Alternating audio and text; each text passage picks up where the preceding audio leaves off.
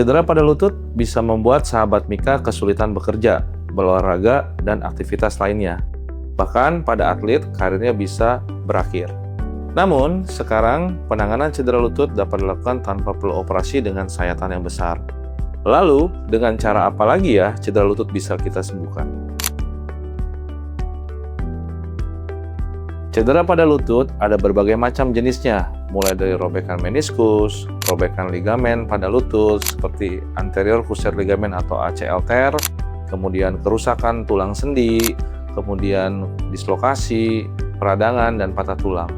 Umumnya, cedera olahraga ini rentan dialami oleh atlet karena intensitas pertandingan yang tinggi, seringnya kontak fisik, serta manuver-manuver gerakan yang ekstrim yang membuat resiko cedera olahraga ini cukup tinggi.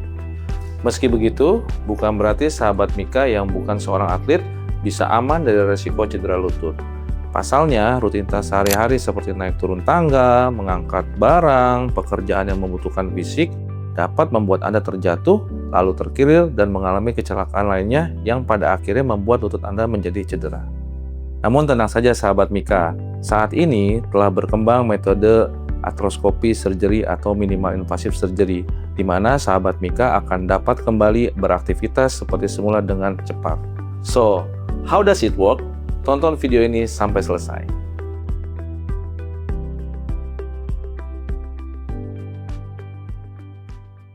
Artroskopi adalah prosedur bedah minimal invasif untuk menangani masalah sendi, termasuk sendi lutut, dengan menggunakan alat khusus yang dilengkapi kamera yang dimasukkan ke dalam tubuh melalui sayatan kecil. Prosedur ini harus dilakukan jika sahabat Mika yang mengalami cedera lutut parah seperti kerusakan dari ACL, kemudian ada robekan meniskus. Selain itu, prosedur medis ini juga biasa dilakukan pada pasien yang mengeluhkan nyeri lutut yang tidak hilang-hilang meski telah menjalani pengobatan. Pada prinsipnya, cara kerja artroskopi adalah dengan membuat sayatan luka yang kecil, kemudian memasukkan alat khusus yang dilengkapi kamera ke dalam lutut atau sendi kita agar bisa melihat sendi lutut dari dalam. Dengan begitu, dokter dapat mengetahui gangguan apa saja yang terdapat di dalam sendi atau lutut. Di saat yang sama, dokter juga bisa melakukan tindakan koreksi atau memperbaiki kerusakan yang terjadi pada sendi tersebut. Misalnya, ketika kita melakukan tindakan artroskopi pada sendi lutut, ditemukan adanya robekan meniskus, kita dapat melakukan tindakan meniskus repair ataupun dimenisektomi atau dipotong sebagian. Atau kita temukan juga ada kerusakan atau putusnya dari ligamen ACL, maka kita akan bisa melakukan rekonstruksi ACL dengan metode artroskopi. Selain itu, saat ini tindakan artroskopi banyak digunakan untuk memperbaiki tulang rawan yang rusak, di mana tulang rawan yang rusak tersebut kita dapat melakukan repair atau menumbuhkan tulang rawan tersebut.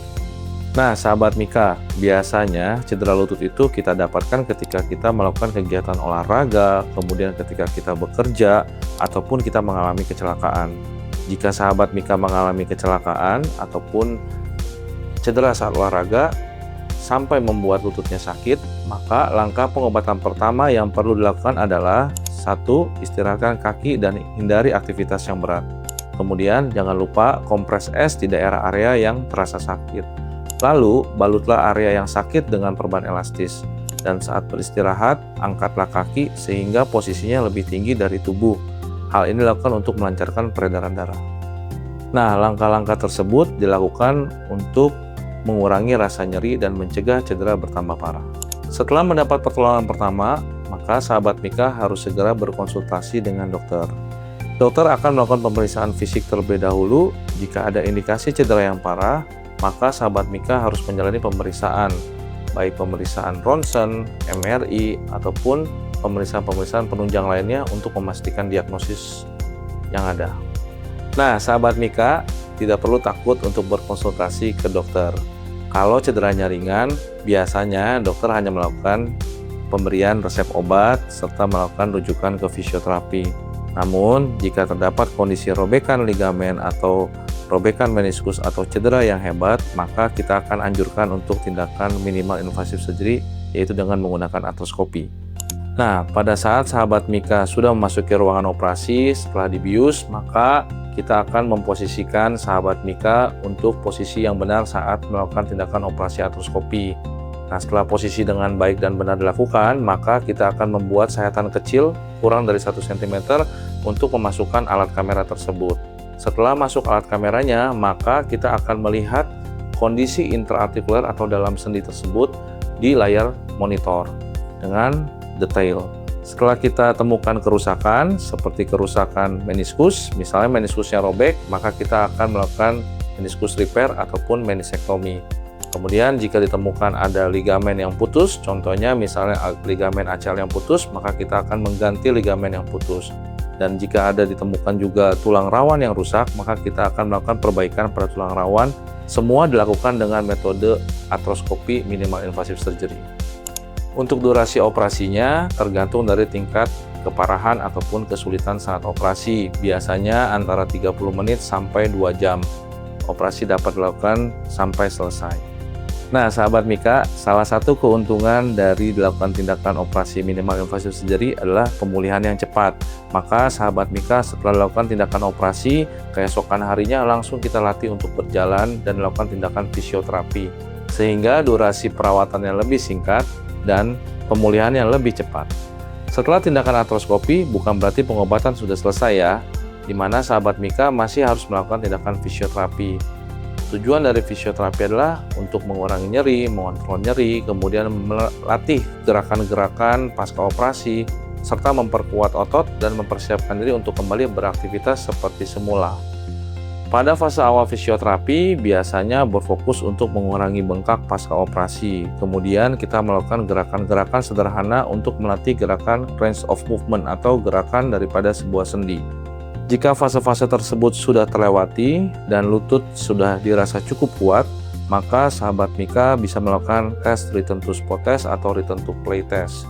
Sehingga sahabat Mika akan terhindar dari cedera berkelanjutan ataupun cedera kembali. Cedera pada lutut bisa berakibat sangat fatal dan membuat Anda harus merelakan rutinitas dan hobi olahraga Anda. Pasalnya, lutut merupakan bagian yang penting untuk menopang beban tubuh kita. Maka dari itu, cedera lutut tidak bisa dianggap remeh dan harus segera diperiksakan ke dokter jika Anda mengalami cedera. Jika ditemukan kerusakan yang sudah cukup parah, maka dokter akan merekomendasikan tindakan artroskopi surgery. Sahabat Mika juga tidak perlu khawatir karena tindakan artroskopi sangat aman dan pemulihannya juga berlangsung dengan cepat. Saya, Dr. Evan, spesialis ortopedi dan traumatologi konsultan sport injury atau cedera olahraga di Mitra Keluarga Bekasi. Salam sehat dan sampai jumpa di Mika.